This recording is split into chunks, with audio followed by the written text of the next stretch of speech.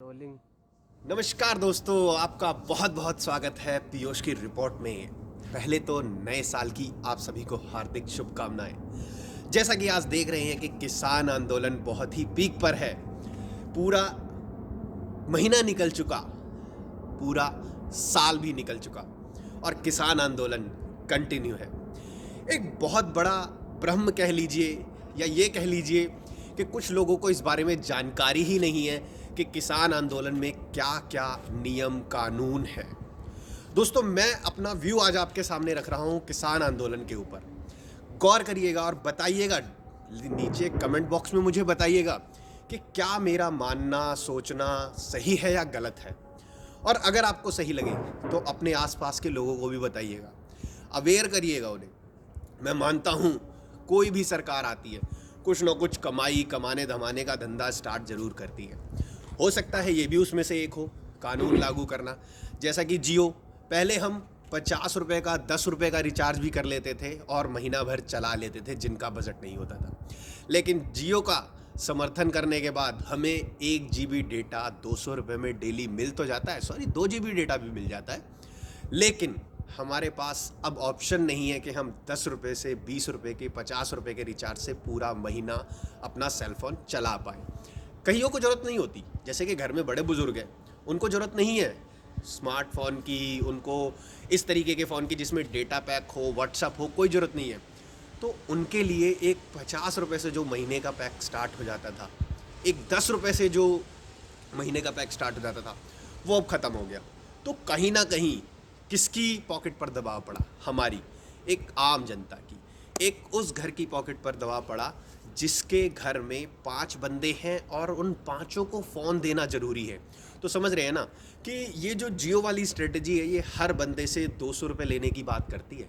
ये नहीं देखते कि इनका खर्चा क्या हो रहा है, ये बस ये देखते हैं कि हम इतना यूज़र बना देंगे इंडिया को, हर किसी को हमारा यूज़र बनना पड़ेगा। अगर हमारे यूज़र बन गए तो कम से कम 200 रुपये देने पड़ेंगे। आप सोच सकते हैं ना, दादाजी के लिए 200 रुपये अलग, मम्मी जी के लिए 200 रुपये अलग, पापा जी के लिए 200 रुपये अलग, छोटे भाई के लिए 200 रुपये अलग। क्योंकि अब तो ऑनलाइन क्लास हो गई ना, कि अगर बच्चा 5वीं में भी है तो माँ बाप ये सोचते हैं अब तो साल हो गया, एक फ़ोन लेके दे दिया जाए, एक इंटरनेट कनेक्शन लेके अलग दे दिया जाए। तो खर्चे इस तरीके से बढ़ते हैं और सरकार, या ये कह लीजिए किसी भी एक नए स्टार्टअप को, किसी भी एक बड़े स्टार्टअप को बहुत अच्छी फंडिंग कराने के लिए, उसको चलवाने के लिए कुछ ऐसे नियम कानून लाती है। एयरटेल बंद होने की कगार पर है सॉरी। बाकी कुछ कंपनियों का तो दिवाला आप निकलता देख ही चुके हैं।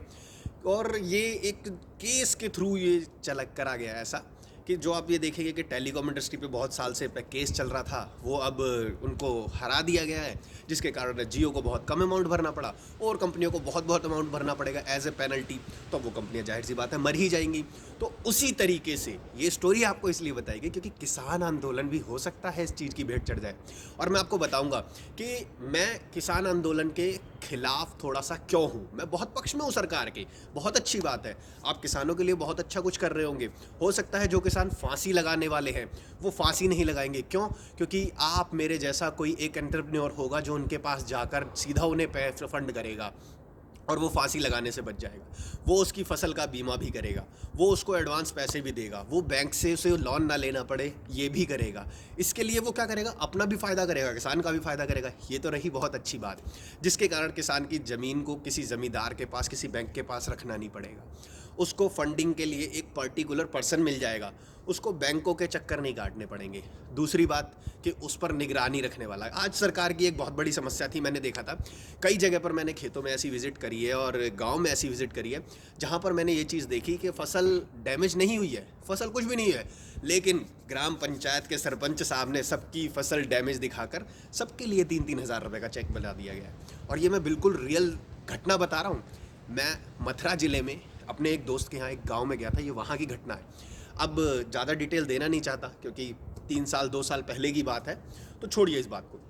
इस तरीके से किसान क्या करते हैं? आत्महत्या कर लेते हैं, क्योंकि लोन लिया और वो नहीं दे पाए, और कुछ ने तो धंधा बना लिया कि पैसा लो, उसके बाद बोल दो कि फसल मर गई, पैसा नहीं दे सकते।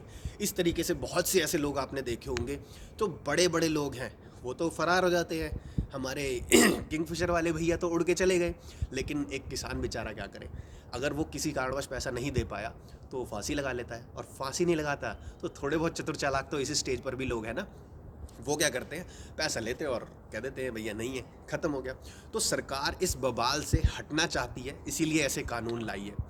तो एक तो सरकार का ये बेनिफिट हो गया, ऊपर से अब देखो एक होने क्या वाला है, ये भी हो सकता है कि जैसे जियो टेलीकॉम में घुसा, अब उसकी मोनोपोली हो गई, 20 रुपये का रिचार्ज नहीं चलेगा, अब तो कम से कम 200 रुपये देने पड़ेंगे। तो ऐसा ही कुछ हो सकता है जिसके कारण आज किसान आंदोलन पर बैठा है कि जियो जैसी कंपनियां, रिलायंस, अंबानी, अडानी जैसे लोग इस फील्ड में उतरेंगे, पूरी कॉन्ट्रैक्टिंग करेंगे कि जी ठीक है, आप अपने अनाज का आज तक कितने रुपए किलो में बिक रहे हैं, 5 रुपये किलो में बिक रहे हैं, ठीक है जी, मैं आपको 6 रुपये किलो देता हूँ। किसान फ़ायदे में है, 7 में भी ले लेंगे, 8 में भी ले लेंगे, और हो सकता है 10 में भी ले लेंगे, क्योंकि गवर्नमेंट के लिए उन्हें थोड़ा सा कुछ करना पड़ेगा ना, हाँ भाई नए नए आए हैं, तो इस तरीके से 10 में भी ले लेंगे। और फिर आप और मेरे जैसे शहरी लोगों को वो 10 का 50 में भी बेचेंगे। क्यों? अब जियो मैदान में उतर तो चुकी है अमेज़ोन को टक्कर देने के लिए, ग्रॉसरी भी डिलीवर करेगी, सब कुछ डिलीवर करेगी। जियो मार्ट पर आप देख रहे हैं क्या रायता फैला रखा है, आप चेक करिएगा। मैं जियो मार्ट का प्रोमोटर नहीं हूँ, लेकिन फिर भी आप चेक करिएगा क्या रायता फैला रखा है, क्या स्कीम देते हैं। तो क्या होगा कि हमारी इन मंडियों को खतरा हो ही जाएगा। और देखिए, आड़ती को अगर खतरा होगा तो भाई कहीं ना कहीं तो उसका पेट भी पल रहा होता है ना, उसकी भी तो ज़रूरत होती है ना। अब ये कहते हैं कि भाई आड़ती ख़त्म कर देंगे, डायरेक्ट कस्टमर को दे देंगे, तो भैया जो इनके बीच में मीडिएटर है वो क्या भूखे मरेंगे? सोचने वाली बात है। आप मीडिएटरों से कभी भी मत घबराइए।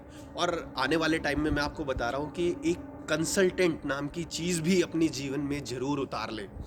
विदेशों में, मतलब बाहर जहाँ बहुत ही अच्छी इंडस्ट्री है, जापान है जो बहुत ही अच्छी इंडस्ट्री है, बहुत जल्दी ग्रोथ कर जाती है, कितना भी अटैक होता है उन पर वो बहुत जल्दी आगे बढ़ जाते हैं, क्योंकि वहाँ पर एक कंसल्टेंसी इंडस्ट्री बहुत बढ़ चुकी है, बहुत ही ज़बरदस्त अच्छे तरीके से डेवलप हो चुकी है। लोग कंसल्टेंसी का पैसा देने के लिए तैयार हो जाते हैं। तो आप भी कोई भी नया स्टार्टअप करते हैं, कुछ भी नया स्टार्ट करते हैं, किसी भी समस्या में फंसते हैं, तो आपको अपना एक पर्सनल कंसल्टेंट ज़रूर रखना चाहिए।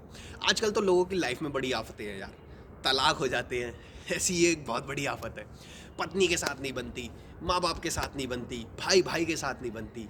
दोस्तों, इस चीज़ के लिए भी आप एक कंसल्टेंट हायर कर लीजिए। छोटा मोटा कोई भी मोटिवेशनल स्पीकर मेरे जैसा आपको ज़रूर मिल जाएगा। मैं भी अपनी एक लाइफ कोच लाइन में स्टार्ट हो चुका हूँ, जो कि मैं लोगों को ये सिखाता हूँ कि अपने कूल रहे, कूल रहे, मतलब कूल रहे। उसके लिए बहुत बहुत अच्छी जगह हम फ्री वाली, विजिट वाली, जहाँ पर आपका पैसा नहीं लगेगा, वो भी आपको प्रेफर करते हैं। सो चलिए इस मैटर को साइड रखते हैं, अपने प्रमोशन हटा दो, अपने काम की बात करते हैं। तो किसान आंदोलन इसी बात पर है कि भैया आज तो हमें आप बहुत अच्छी अच्छी चीज़ें देकर ये सब आंदोलन, अपना कानून वानून लागू करवा देंगे, लेकिन उसके बाद जो होने वाला है वो बहुत ही तबाहीपूर्ण हो जाएगा और ख़तरनाक हो जाएगा। सो इसीलिए मैं चुप था, मैं कोई ऐसी खिलाफ और पक्ष में वीडियो नहीं बना रहा था। और मैं आपको बता दूं कि जब मैंने थोड़ा सा रिसर्च किया तो सरकार की तैयारियां देखिए, ई नाम ई नाम ई नाम बहुत चिल्ला रहे थे लोग कि भाई ई नाम आ चुका है, किसान अपनी कोई भी फसल कहीं भी बेच सकता है, ये वो। तारीफ़ें बहुत है, फ़ायदे बहुत है, लेकिन डिसएडवांटेज कितनी है, उसकी तैयारी कितनी है। तो आपको आंकड़े बता दूं कि पिछले 2 साल में सिर्फ 105 मंडियां जुड़ पाई हैं। हो सकता है मेरे आंकड़े गलत हो, आप आज के आंकड़े तय कर लेना कि ई नाम पर कितने तो परचेज़र ऐड हो चुके हैं और कितने सेलर ऐड हो चुके हैं। ठीक है, सो आपको खुद पता लग जाएगा कि सरकार जो कह रही है वो कितनी शिद्दत से काम करती है उन चीज़ों को। योजनाएं लॉन्च हो जाती हैं, वो किस तरीके से बनती हैं। थोड़ा सा शौचालय वाली योजनाएं भी आप जाके गांव में देखिएगा, क्या बेहतरीन शौचालय हैं, आपको पता लग जाएगा कितने बेहतरीन और कितने अच्छे शौचालय हैं। तो सरकार कुछ ना कुछ ऐसा बवाल बोती रहती है कि उससे उसको इनकम हो। भाई इनकम होना कोई बुरी बात नहीं है, लेकिन ऐसा भी ना हो ना कि आप इतनी बड़ी चोट दे दें कि अंबानी जी का तो पेट पूरा भर दिया, हर बंदे की जेब से 200 रुपये निकाल के दे दिए, लेकिन जिसके पास 200 रुपये नहीं है वो क्या करेगा? जिसका पहले 20 रुपये में काम चल जाता था वो क्या करेगा? तो इसी तरीके से अब फूड इंडस्ट्री में ये जो अपनी रोज़मर्रा की ज़िंदगी में क्या बोलते हैं इसे, कम्युनिटी बोलते हैं, डेली फूड कम्युनिटी कुछ ऐसा जो भी है इसका वर्ड है, सॉरी मेरे को पता नहीं है। तो उस इंडस्ट्री में अब ये कूद रहे हैं और उसको भी ये हो सकता है आबाद कर दे या बर्बाद कर दे। सो आज के लिए बस इतना ही। और हाँ, वो जो मैं बता रहा था सरकारी तैयारी, वो सरकारी तैयारी बहुत ही गंदी है, बहुत घटिया है। मैंने उस पर बहुत रिसर्च किया है, और अगर उसकी बहुत डीप डिटेल जानना चाहते हैं तो आप बहुत से न्यूज़ चैनल में कुछ अच्छे पत्रकार हैं जो सिर्फ सच का साथ देते हैं। जैसे कि मैं एक सबसे पहला और इकलौता उदाहरण दूंगा, मेरे लिए तो इकलौता ही है, देखिए उनसे अच्छा मेरे को कोई नहीं लगता। रवीश जी, रवीश की रिपोर्ट एनडीटीवी पर, आप उनका वीडियो देखिए, आपको बहुत ज़बरदस्त चीज़ें मिलेंगी, बहुत अच्छे रिसर्च मिलेंगे किसान आंदोलन पर। हो सकता है वो आपको एक तरफा बयान लगे, वो गोदी मीडिया के बहुत खिलाफ है, लेकिन मैं दिल से उन्हें प्रमोट करता हूं, और मेरी इंस्पिरेशन भी वही है। इस पूरी मीडिया लाइन में जाने के लिए मेरे को जो इंस्पायर करती है वो रवीश की रिपोर्ट करती है। सो आज के लिए बस इतना ही। धन्यवाद। मिलेंगे आपके साथ किसी नए मुद्दे को सुलझाने के लिए और आपकी उलझन को बिल्कुल क्लियर करने के लिए। नमस्कार, धन्यवाद।